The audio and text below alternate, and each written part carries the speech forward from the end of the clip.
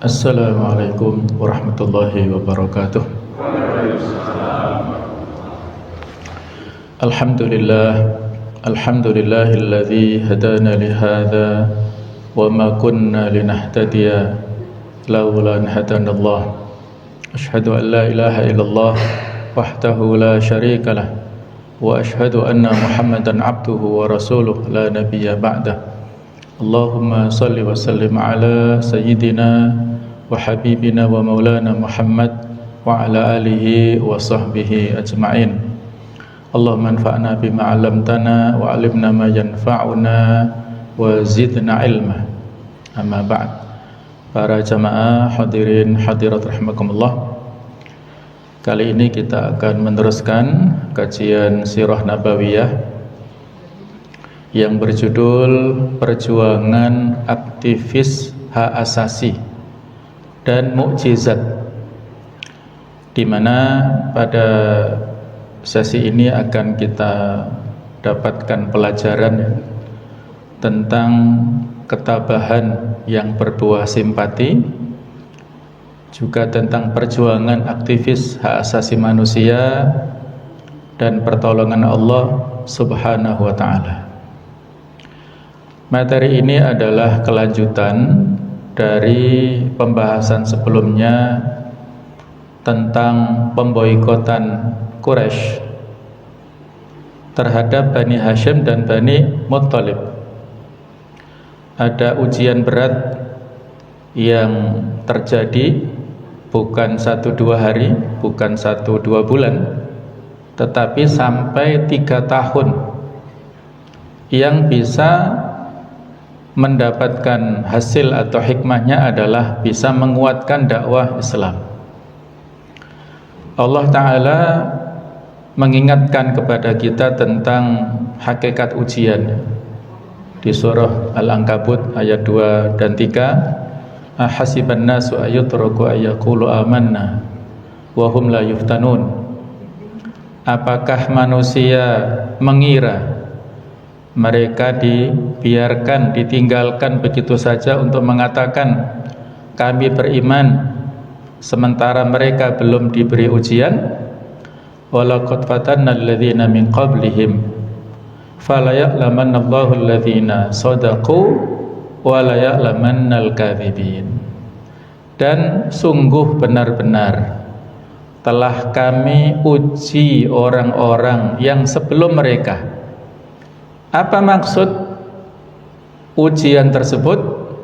Yaitu fala ya'lamannallahu alladzina shadaqu, supaya Allah benar-benar mengetahui siapa yang jujur, yang benar, wa la ya'lamannal kadzibin, dan Allah bisa membedakan mana orang-orang yang bohong, yang dusta, mana yang keimanannya betul-betul murni dan sesuai apa yang zahir dan yang batin, dan mana yang hanya sekedar zahir saja.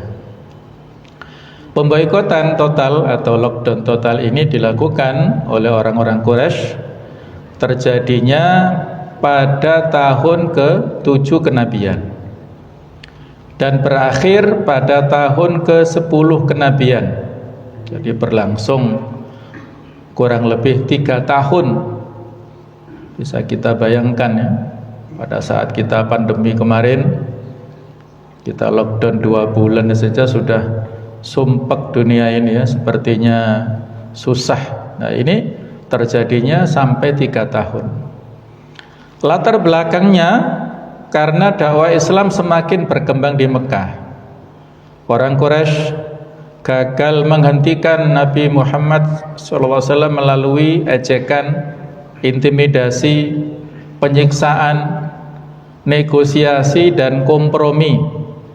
Mereka tidak mampu menghentikan dakwah yang dilakukan oleh Rasulullah SAW.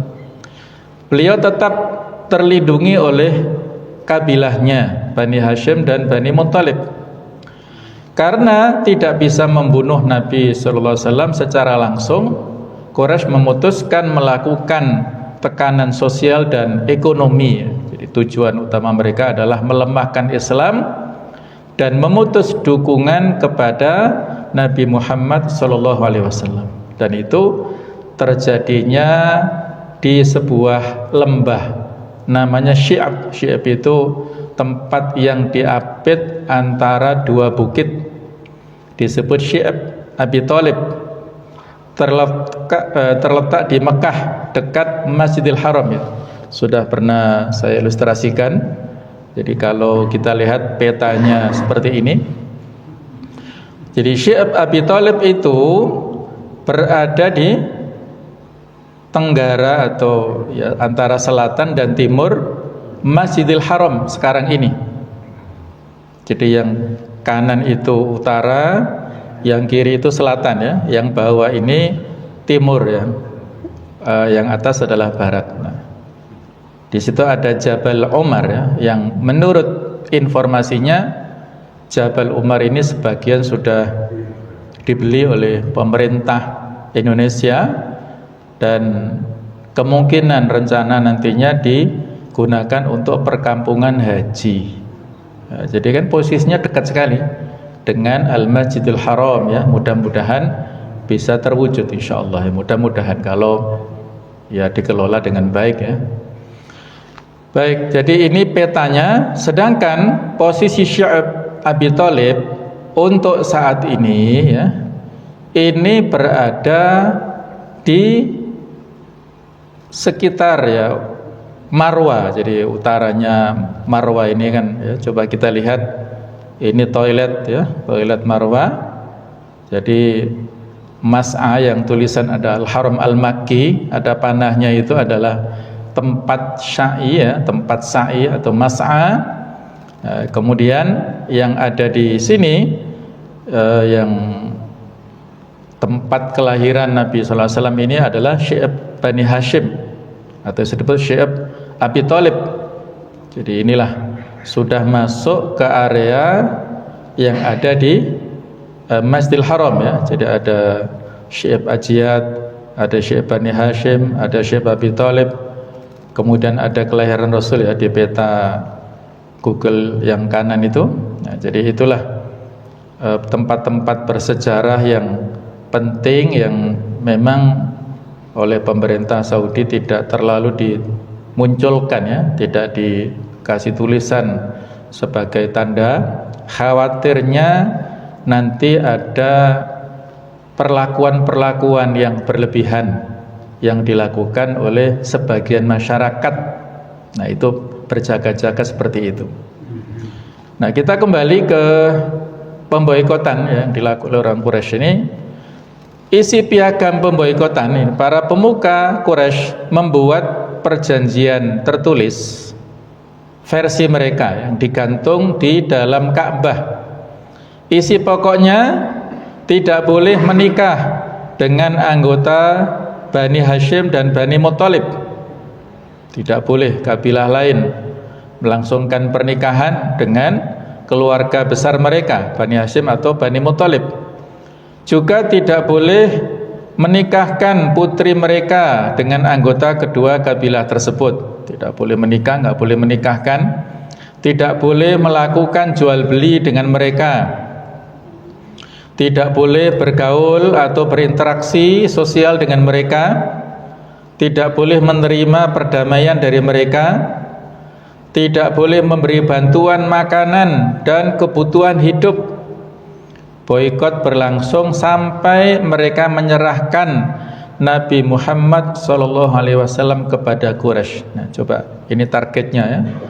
Kalau Nabi Muhammad diserahkan baru pemboikotnya dihentikan. Kalau tidak diserahkan terus dilakukan. Inilah bentuk perang ekonomi, sosial dan psikologis secara total. Sehingga kondisi atau dampak selama boikot ini, persediaan makanan sangat terbatas. Harga barang dinaikkan secara sengaja agar tidak mampu dibeli. Anak-anak menangis karena kelaparan. Daun-daunan dan kulit pohon kadang dimakan untuk bertahan hidup. Suara tangisan anak-anak terdengar hingga luar lembah. Inilah fenomena yang luar biasa yang sangat mengharukan ya. Pasokan makanan tidak boleh, interaksi sosial, ekonomi tidak boleh. Jadi itulah kekejaman yang dilakukan oleh orang-orang Quraisy kepada dua kabilah ini. Namun demikian jamaah sekalian, ada orang-orang Quraisy yang diam-diam membantu. Ini yang menjadi tema pembahasan kita ya. Ada dua tokoh dan nanti dibantu oleh tiga tokoh lainnya. Jadi ada 5 tokoh, baik dari kalangan yang muda ataupun yang tua, membantu secara diam-diam untuk menggagalkan pemboikotan. Yang utama adalah Hisham bin Amr serta Zuhair bin Abi Umayyah. Diceritakan oleh Ibnu Hisham dalam kitab sirahnya, yang mana ini memberikan hikmah kepada kita tentang ketabahan yang berbuah simpati, ketahanan, ketabahan, kejujuran dan doa yang mampu menyentuh hati yang keras. Jadi diceritakan oleh Ibnu Ishaq bahwasanya Hisham bin Amr ini berjalan menuju ke Zuhair bin Abi Umayyah bin Mughirah bin Abdullah bin Umar bin Makhzum. Jadi maksud atau ringkasnya bahwasanya Hisham ini mendatangi kepada Zuhair bin Abi Umayyah dan mengajak beliau membela Bani Hashim dan Bani Muthalib yang dizalimi dan diboikot oleh kaum Quraisy, dengan mengatakan di sini ya. Jadi diceritakan tentang nasab Zuhair ini ada kaitannya masih termasuk sepupu Nabi Muhammad SAW, karena ibunya Zuhair itu adalah Atikah, putri daripada Abdul Muthalib, putri daripada kakek Rasulullah. Kemudian dikatakan oleh Hisham, ya Zuhair, aqad radita an ta'kula ta'am, apakah kamu ridho ya, kamu bisa makan dengan enak, wa talbasu thiyab, kamu bisa memakai baju, wa tankihul nisa, kamu bisa menikahi wanita, wa akhwaluka haitsu qad alimta, sementara saudara-saudaramu ya, paman-pamanmu itu dari bibimu itu menimpa kepada mereka apa yang telah engkau ketahui. Nah, inilah sentuhan nasihat yang disampaikan oleh Hisham bin Amr kepada Zuhair bin Abi Umayyah ini. Jadi memberikan nasihat dan sentuhan supaya berempati kepada keluarga besar Bani Hashim di sini. Pada awalnya ya, saat itu Zuhair masih ragu-ragu ya melihat, tetapi pada akhirnya melihat ketabahan, kejujuran dan semangat Hisham, hatinya tersentuh dan beliau bersedia membantu. Namun nasihatnya ya, kalau kita berdua tidak cukup ya. Akhirnya dari seorang menjadi 2 orang, Hisham dan Zuhair ini, kemudian 3 orang. Keteguhan hati mampu melahirkan solidaritas dan perubahan kebaikan yang bermula kecil boleh menjadi kekuatan yang semakin besar dan membesar. Nah, ini pelajaran bagi kita semuanya ya, bahwasanya ketabahan membuka hati, bahwasanya kejujuran juga bisa demikian ya, bisa meyakinkan, dan juga secara fitrah nurani, walaupun orang-orang ini masih belum masuk Islam ya. Dan nanti bisa kita bahas pada tahap berikutnya ya. Tokoh-tokoh yang kita bahas ini ada para tokoh ya, ada Hisham bin Adi bin Naufal, ini datang untuk menemui Mut'im bin Adi bin Naufal. Kemudian ini tokoh-tokoh yang berperan ya. Jadi ada Hisham bin Amr, merupakan inisiator utama yang merasa iba karena keluarganya sendiri, yaitu Bani Hashim, menderita kelaparan. Ia bergerak diam-diam melobi para tokoh Quraisy. Kemudian ada Zuhair bin Abi Umayyah, temannya Hisham, yang dengan berani nantinya maju ke depan Ka'bah di hadapan para pembesar Quraisy untuk mengecam pemboikotan tersebut. Ini perlu keberanian yang luar biasa. Kemudian ada tokoh yang lainnya, Mut'im bin Adi, menyediakan tempat penyimpanan piagam pemboikotan dan dengan berani merobek lembaran perjanjian keji tersebut hingga hancur. Ada dua tokoh lainnya, Abu Bakhtari bin Hisham dan Zam'ah bin Al-Aswad, tokoh yang turut bersaksi dan mendukung penuh tindakan Zuhair serta mengancam siapa saja yang berani menghalangi pembatalan boikot. Nah, ini kelima tokoh yang sangat berperan dalam pembatalan pemboikotan. Jadi mereka ini bertemu di sebuah tempat namanya Hajun, ya. Mereka berdiskusi, bermusyawarah di situ dan melaksanakan, ya, strateginya. Jadi 5 sekawan ini tersebut bertemu di tempat yang namanya Hajun. Mereka menyepakati masalah mereka dan berjanji untuk berdiri di piagam, kemudian membatalkannya. Zuhair berkata, aku adalah orang yang pertama kali berbicara. Kemudian mereka kembali ke kediaman mereka. Keesokan harinya Zuhair bin Abi Umayyah ini memakai baju kebesarannya dan melakukan tawaf di Baitul Haram sebanyak 7 kali, lalu menghadap ke arah manusia, lalu berkata.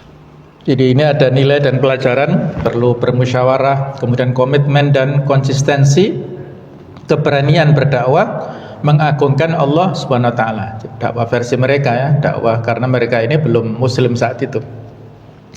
Jadi yang dikatakan oleh Zuhair bin Abi Umayyah kepada mereka, wahai penduduk Mekah, apakah kalian makan, memakai pakaian sementara Bani Hashim binasa karena tidak bisa melakukan jual beli?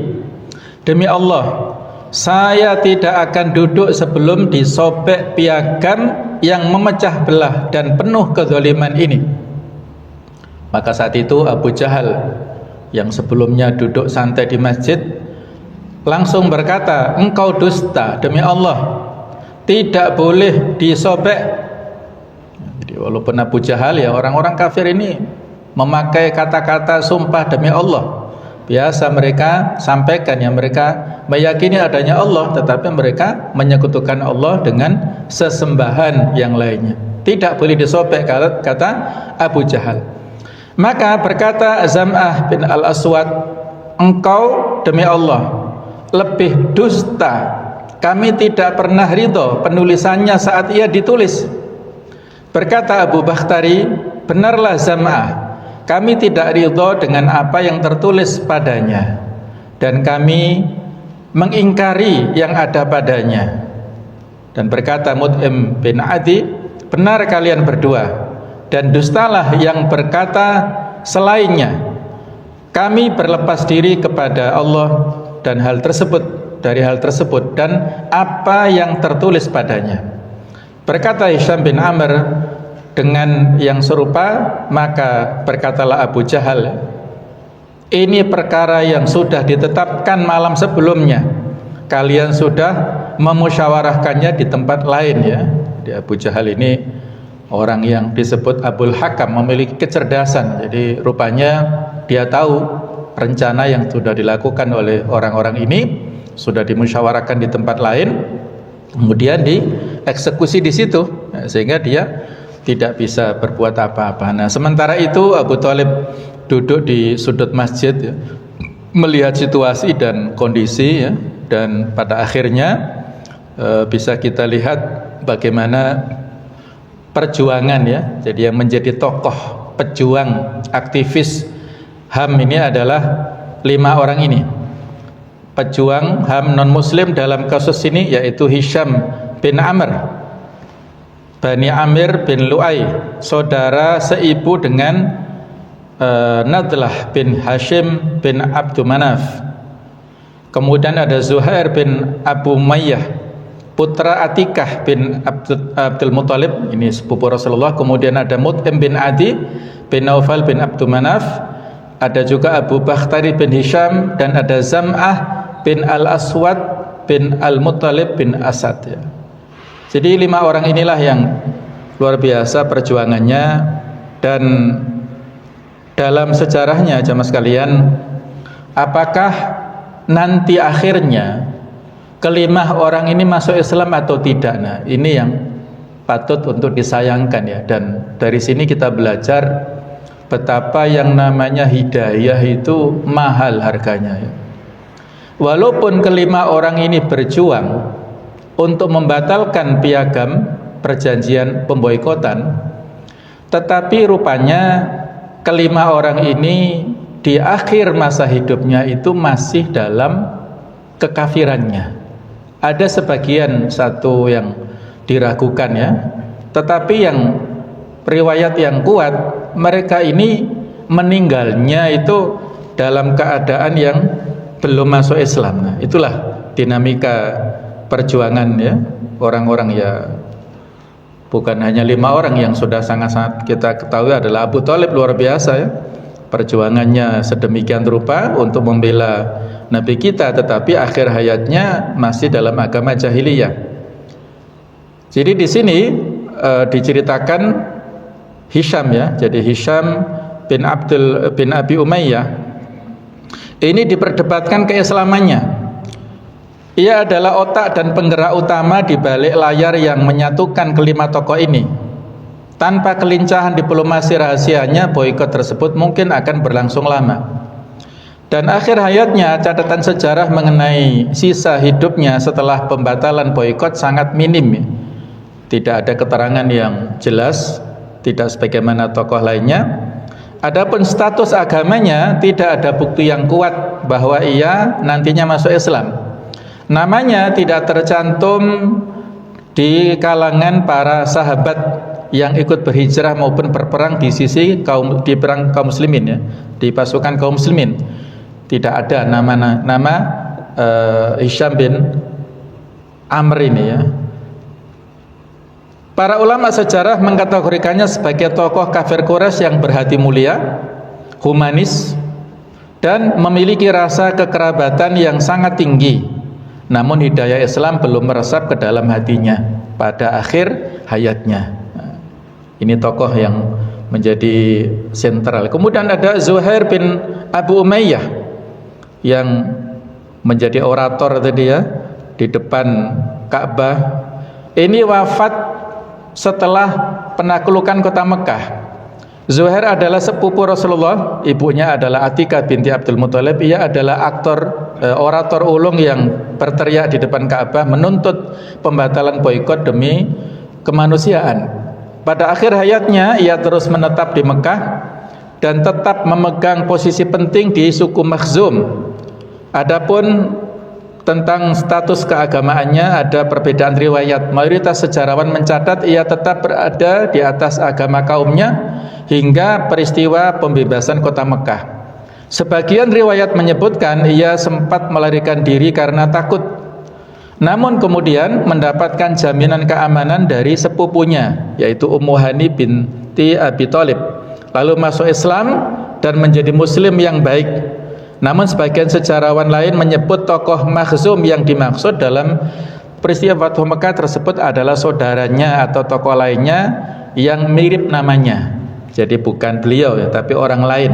Jadi sama status akhirnya itu yang kuat pendapat yang mengatakan belum masuk Islam. Sedangkan Mut'im bin Adi ini orang yang sudah tua, wafat sebelum hijrah, sebelum peristiwa hijrah. Tokoh ini memiliki jasa yang luar biasa. Setelah pembatalan boikot, Rasulullah sempat pergi berdakwah ke kota Taif. Nanti ada penjelasan ya setelah episode ini. Kita akan sebutkan bagaimana Nabi ingin ekspansi dakwah ke Taif, tetapi mendapatkan pertentangan yang luar biasa, dilempari batu oleh penduduk Taif. Jadi beliau ingin kembali ke Mekah. Mut'im bin Adi bersama anak-anaknya menghunus pedang untuk memberikan jaminan keamanan kepada Nabi sehingga beliau bisa masuk Mekah dengan selamat. Akhir hayatnya beliau wafat pada usia tua di Mekah, tepat beberapa bulan sebelum peristiwa hijrah kaum muslimin ke Madinah. Adapun wafatnya sebagai orang yang non-muslim. Namun Rasulullah sangat menghormati jasanya. Setelah kemenangan perang Badar, melihat banyaknya tawanan musyrik, Nabi bersabda, sekiranya Mut'im bin Adi masih hidup, lalu ia berbicara kepadaku untuk membebaskan para tawanan yang busuk ini, niscaya aku akan lepaskan mereka demi menghormatinya. Ya. Saat itu sudah meninggal Mut'im bin Adi ini, tapi karena Nabi menghormati posisinya, kalau dinego oleh Mut'im bin Adi ini akan dibebaskan tawanan-tawanan daripada orang-orang kafir Quraisy setelah perang Badar. Nah, adapun Abu Bakhtari, ya, ini juga sama. Abu Bakhtari bin Hisham ini di Mekah adalah sosok yang bangsawan yang adil. Ia tidak pernah menyakiti Rasulullah dan sering membela kaum muslimin secara logis. Bahkan ia pernah memukul anak buah Abu Jahal demi melindungi suplai makanan untuk keluarga Nabi. Dan pada akhir hayatnya beliau ini ikut pada perang Badar di barisan kaum kafirin, ya, kaum musyrikin. Jadi terpaksa ikut bersama mereka. Mengetahui kebaikan masa lalu Abu Bakhtari ini, Rasulullah mengeluarkan instruksi khusus, jangan bunuh Abu Bakhtari ini. Jadi status agamanya sampai akhir hayatnya non muslim. Ketika ada seorang sahabat muslim bernama Al-Mujazzar bin Ziyad mencoba menawannya hidup-hidup sesuai perintah Nabi, Abu Bakhtari menolak, diselamatkan sendirian, ya. Beliau tidak mau diistimewakan tanpa melibatkan teman-temannya, sehingga ia memilih bertarung dengan teman-temannya, ya, bersama dengan pasukan kafir melawan kaum muslimin, dan tewas demi harga diri dan kesukuannya, membela harga dirinya dan kabilahnya yang masih kafir, sehingga meninggal tetap dalam keadaan yang kafir, ya. Nah, kemudian Zam'ah bin Aswad adalah seorang tokoh Quraisy yang paling lantang membungkam argumen Abu Jahal saat proses perobekan piagam pemboikotan di Ka'bah. Akhir hayatnya sama seperti Abu Bakhtari, ia berangkat di perang Badar bersama pasukan kafir Quraisy. Status agamanya sebagai orang non-muslim sampai terbunuh di perang Badar oleh pasukan kaum muslimin. Nah, menariknya jamaah sekalian, putri daripada Zam'ah itu ada yang menjadi istri Rasulullah, namanya Saudah. Nah, Saudah binti Zam'ah ini adalah salah satu ummul mukminin yang dinikahi oleh Rasulullah setelah wafatnya Khadijah. Nah, jadi walaupun beliau meninggal dalam keadaan non muslim, tapi ada salah satu putrinya yang menjadi ummul mukminin. Nah, inilah peran daripada tokoh-tokoh kafir dan bagaimana sekilas tentang biografi mereka. Berikutnya ada pertolongan dari Allah Subhanahu wa taala. Jadi ada upaya manusiawi, ikhtiar kemanusiaan, walaupun di sini yang terlibat banyak adalah orang-orang yang masih non muslim, ya. Saat itu Abu Thalib hanya duduk di pojok masjid. Dia mendatangi mereka karena Allah telah mengisyaratkan Rasulnya masalah piagam ini, dan juga telah mengutus rayap untuk memakan piagam itu. Beliau sallallahu alaihi wasallam memberitahu pamannya mengenai hal ini. Lalu Abu Thalib pergi menemui orang-orang Quraisy dan mengabarkan kepada mereka bahwa anak saudaranya telah berkata begini dan begitu. Jika dia bohong, kita biarkan apa yang ada di antara kalian dan dia. Namun jika dia benar, maka kalian harus berhenti memboikot dan berbuat semena-mena terhadap kami, kata Abu Thalib. Nah, maka kata mereka, engkau adil, ya. Jadi inilah, ya, Allah Ta'ala memberikan mukjizat, mengutus rayap untuk memakan sebagian piagam-piagam, ya, kecuali hanya nama Allah, ya, yang ada di situ yang tidak dimakan oleh rayap. Dan ini mereka ketahui, orang-orang kafir mengetahui seperti itu, dan mereka juga objektif menerima negosiasi daripada Abu Thalib ini, ya mereka tidak ada pilihan ya untuk membatalkan ya. Jadi poin-poin penting sini dilindungi Allah Ta'ala. Allah menjaga Rasulnya dan juga keluarganya dengan cara yang tidak terduga ya. Kemudian di situ ada keberanian dan keadilan. Abu Thalib berani membela kebenaran dan juga menegakkan keadilan di hadapan orang-orang Quraisy. Juga ada poin di sana kepemimpinan bijaksana. Seorang pemimpin sejati melindungi dan bertindak tegas serta mengutamakan kebenaran. Kemudian tawakal dan yakin ya, walaupun Allah Ta'ala memberikan pertolongan ya, pastinya begitu, tetapi tetap ada usaha dan ada keyakinan untuk ditolong oleh Allah Ta'ala. Kemudian berikutnya, pertolongan Allah ketika piagam dibatalkan dan Allah menolong ya. Apa yang disampaikan Abu Thalib didengar orang-orang dan juga oleh Abu Jahal. Lalu Al-Mut'im bin Adi tadi bangkit menghampiri piagam dan siap merobeknya. Dia melihat rayap-rayap telah memakan isinya, kecuali ada penggal tulisan yaitu Bismika Allahumma ya. Sebagaimana pernah saya singgung ya, orang-orang kafir Quraisy tidak mau kalau ditulis Bismillahirrahmanirrahim. Kata Ar-Rahman Ar-Rahim itu dibantah oleh orang-orang kafir ya. Mereka enggak mau menerima nama Allah itu. Mereka hanya mau tulisan Bismika Allahumma. Ini tetap tidak dimakan ya. Dan setiap bagian yang ada kata Allah itu juga tidak dimakan oleh rayap-rayap tersebut. Akhirnya piagam itu benar-benar dirobek dan dibatalkan, maka keluar Rasulullah dan para pengikutnya dari perkampungan atau Syi'ab Abi Thalib.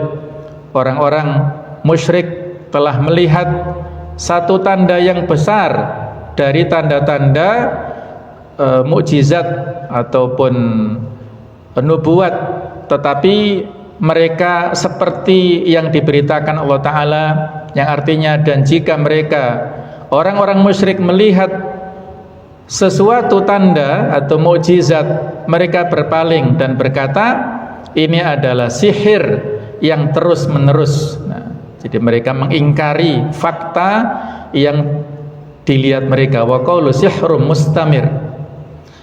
Mereka berpaling dari ayat-ayat ini dan kekufuran mereka justru semakin menjadi ya, semakin terus menerus ya. Itulah Allah ketika sudah menutup mata hati orang-orang kafir Quraisy, walaupun melihat kebenaran di depan mata, tetapi mereka tidak bisa menerimanya. Ini yang bahaya ya.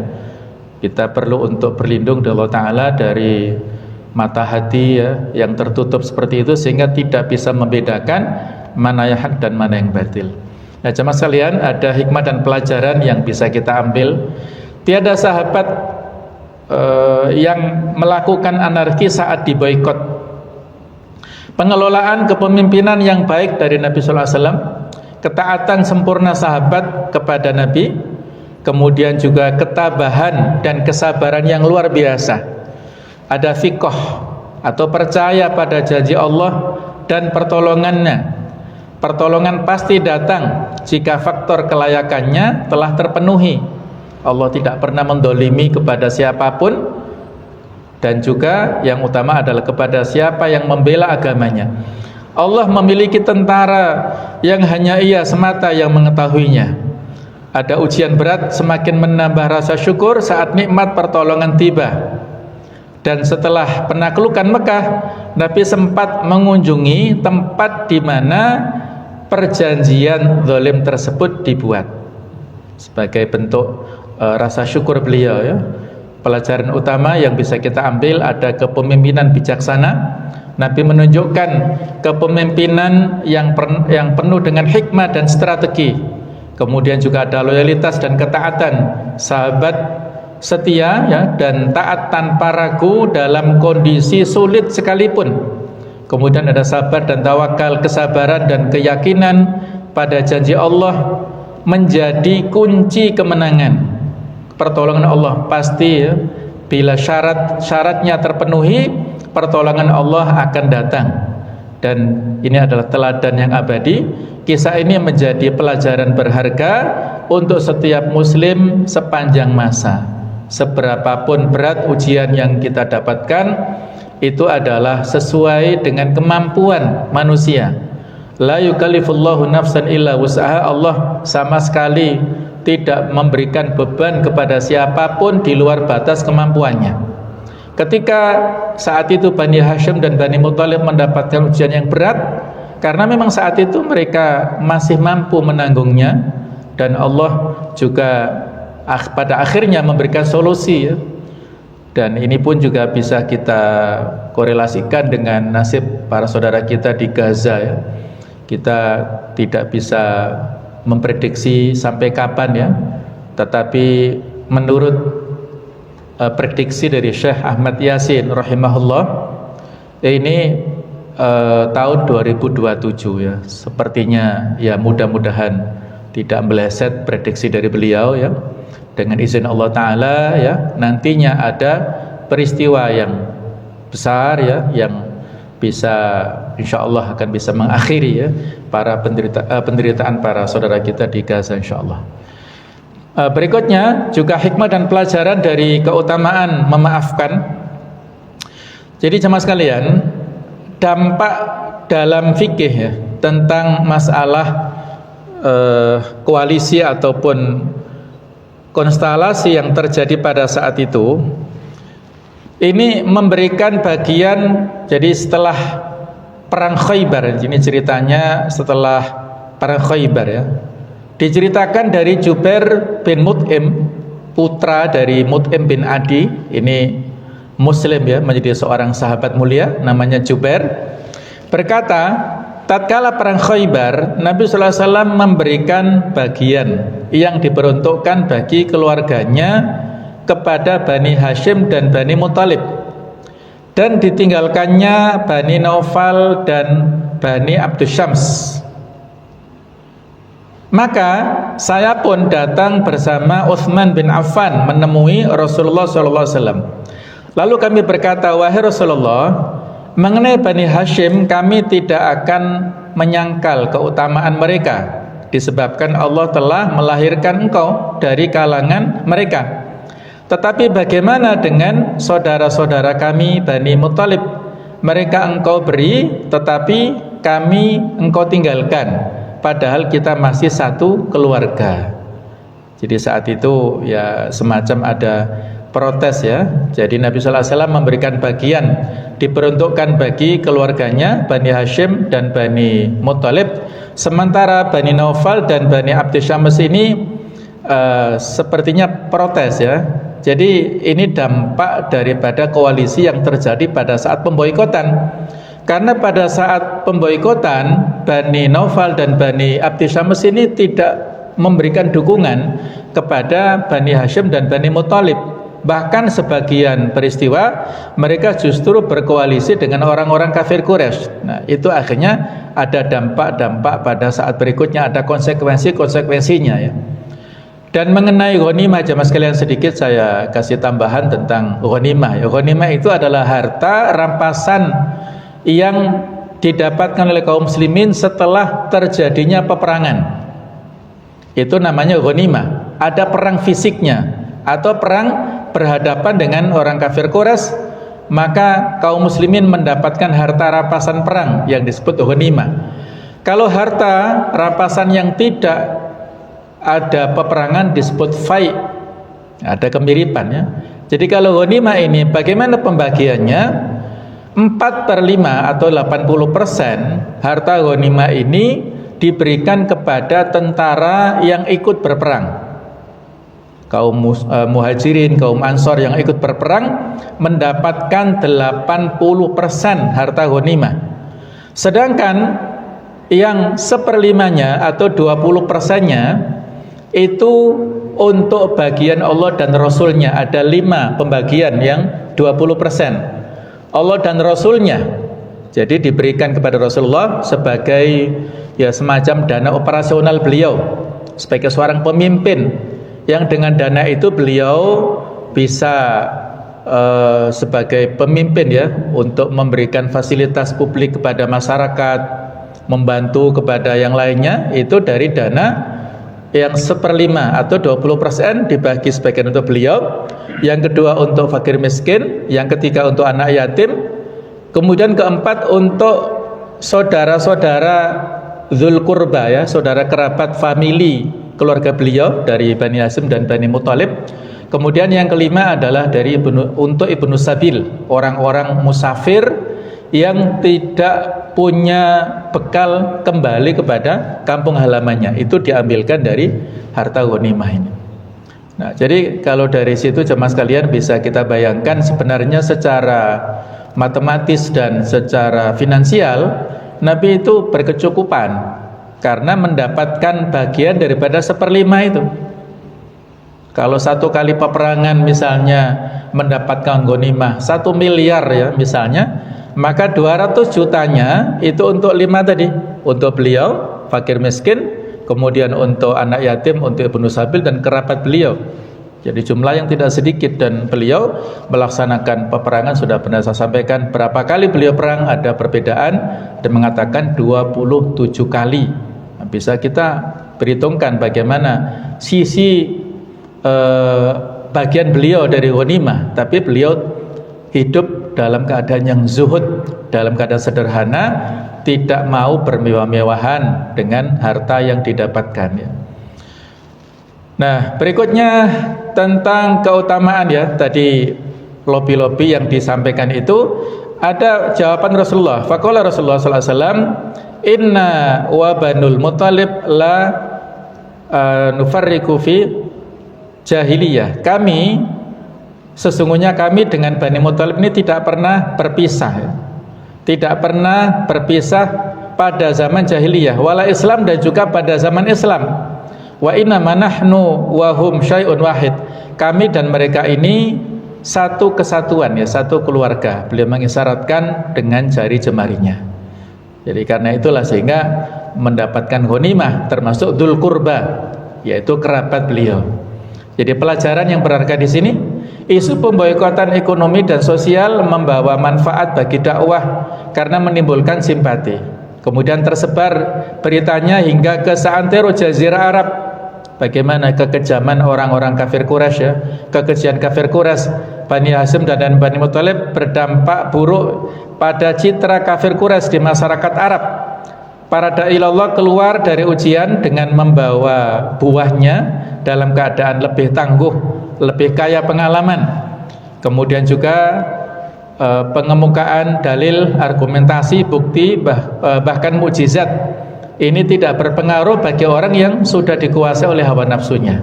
Abu Jahal dan kelompoknya telah melihat mukjizat kesekian kali, yaitu hancurnya piagam yang zalim, tapi tetap tidak juga mau beriman. Nah, ini sedikit kita review bagaimana posisi nasab ya yang kita gambarkan. Jadi masing-masing dari Bani Hashim dan Bani Muthalib ini sama, putranya Abdul Manaf. Kemudian Bani Naufal dan juga Bani Abdul Syams juga sama. Nah, jadi ini sama-sama putranya Abdul Manaf, tetapi itu tadi Hashim dan Muthalib ini satu kesatuan. Ketika diboikot ini sepenanggungan ya, senasib sepenanggungan. Sementara Abdul Syams dan Naufal ini anak turunnya tidak memberikan bantuan kepada dua saudaranya ini, dua putra-putra daripada saudaranya, sehingga Nabi setelah perang Khaybar tidak memberikan harta ghanimah kepada Bani Abdul Syams dan Bani Naufal ini. Allahu a'lam bishawab. Berikutnya yaitu mukjizat setelah mukjizat dengan terbelahnya bulan. Dr. Muhammad Al-Maliki menyebutkan pada tahun berakhirnya pemboikotan terjadi pula peristiwa berikut ini, yaitu dari Anas bin Malik radhiyallahu anhu, anna ahla Makkah sa'alu Rasulullah, bahwa penduduk Makkah meminta kepada Rasulullah sallallahu alaihi wasallam an yuriyahum ayatan, untuk menunjukkan tanda-tanda mukjizat kepada mereka.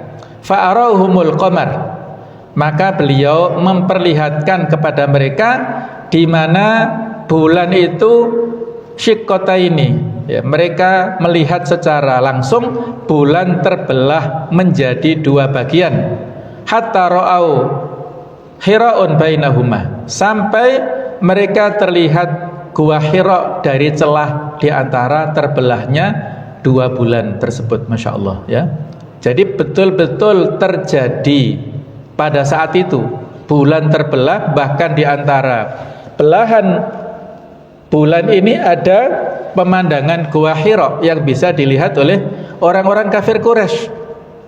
Kemudian digambarkan ya di surah Al-Qamar ini, iqtarabatis sa'atu wan syaqqal qamar, telah dekat hari kiamat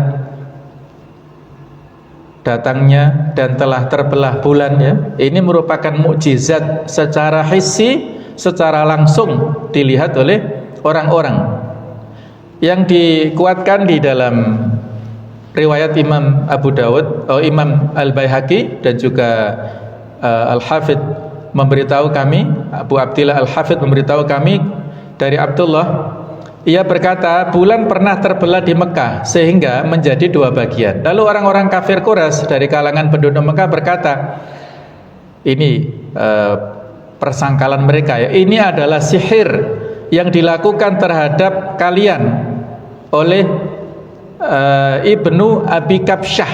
Ini mereka dalam rangka untuk mendowngrade posisi Rasulullah. Itu Nabi dipanggil putra Abu Kabsyah.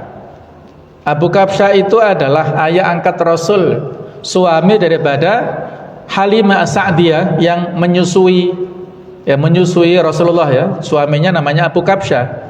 Jadi untuk mendowngrade posisi Rasulullah itu dinasabkan kepada Abu Kabsyah ini. Tunggulah para musafir, jika mereka melihat apa yang kalian lihat, maka yang demikian itu benar adanya. Dan jika mereka tidak melihat apa yang kalian lihat, maka yang demikian itu merupakan sihir yang dilakukan terhadap kalian. Abdullah melanjutkan, kemudian para musafir yang datang dari seluruh penjuru ditanya, maka mereka menjawab, kami melihatnya. Jadi bukan hanya penduduk Mekah yang melihat, orang-orang pendatang, para musafir yang biasa mereka mampir di Mekah itu juga melihat fakta terbelahnya bulan ini. Ya, tetapi itu tadi mereka tidak bisa menerima fakta tersebut, ya. Wa iyyaru ayata yu'ridu wa yaqulu sihrun mustamir. Dan jika mereka menyaksikan sendiri, maka mereka tetap mengingkari. Wa kadzdzabu wa taba'u ahwa'ahum wa kullu amrin mustaqir. Dan jika mereka berbalik dan berkata sihir yang terus menerus, walaqad ja'ahum minal anba'i ma fi mustajar. Dan mereka dan sesungguhnya telah datang kepada mereka daripada berita-berita yang di dalamnya ada ancaman, hikmatum balighatun famatughnin nudur, hikmah yang mendalam tetapi tidak memadai peringatan-peringatan itu. Jadi itulah fakta yang telah mereka lihat, namun mereka mengingkarinya karena hatinya sudah mati, hatinya sudah terkunci rapat. Dan inilah yang harus kita waspadai jemaah sekalian. Allah Ta'ala telah memberikan banyak nikmat kepada kita, ya. Ada hikmah yang bisa kita ambil di sini. Ketika menuduh wajib melihat, jangan mudah menuduh tanpa bukti. Lihatlah terlebih dahulu dengan mata kepala sendiri, kemudian berkata sesuai fakta. Sampaikan apa yang benar-benar kita lihat dan kita alami tanpa dibuat-buat, tanpa dilebihkan. Kemudian mendustakan kebenaran adalah kerugian. Menolak kebenaran yang nyata hanya akan menambah penyesalan. Kemudian keadilan dan integritas, bersikap adil dan jujur dalam menyampaikan keterangan adalah cerminan hati yang bersih. Ada hikmah yang mendalam. Setiap peristiwa besar mengandung pelajaran berharga bagi mereka yang mau berpikir dan mengambil hikmah, ya. Jadi kita kembali, ya, kepada diri kita masing-masing. Kita mendapatkan hidayah, petunjuk kepada Islam. Mari kita jaga petunjuk ini dengan sebaik-baiknya, kita rawat hidayah dengan sebaik-baiknya. Karena ada orang-orang tertentu yang walaupun mereka punya kontribusi, ya, kepada Islam, kepada dakwah saat itu, Allah tidak memberikan hidayah. Itu adalah hal yang merupakan prerogatif Allah Ta'ala. Tidak boleh kita protes, tidak boleh kita mempertanyakan. La yus'alu amma yaf'alu, tidak boleh ditanyakan apa yang Allah kerjakan. Wahum yus'alun, manusialah yang dimintai pertanggungjawaban. Kitalah yang bertanggung jawab atas perbuatan kita masing-masing. Oleh karena itu di akhir tahun 1447 Hijriah ini Jumat terakhir ya, ini sudah masuk hari Sabtu ya.